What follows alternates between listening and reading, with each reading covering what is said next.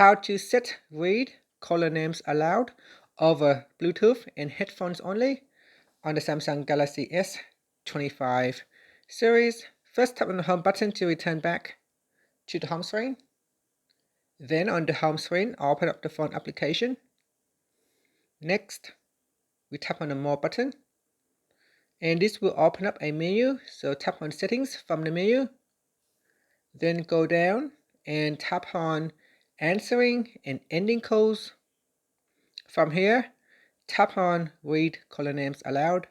Tap on the left hand side panel, then make sure you switch this on so that the other features will become enabled. From here, you can choose over Bluetooth and headphones only. After that, tap on the back key or tap on the home button to go back to the home screen. So when your phone connected to a Bluetooth device or headphones, then it will read caller names aloud. Otherwise, it will simply just call with a ringtone. And that's it. Thank you for watching this video. Please like and subscribe to my channel for more videos.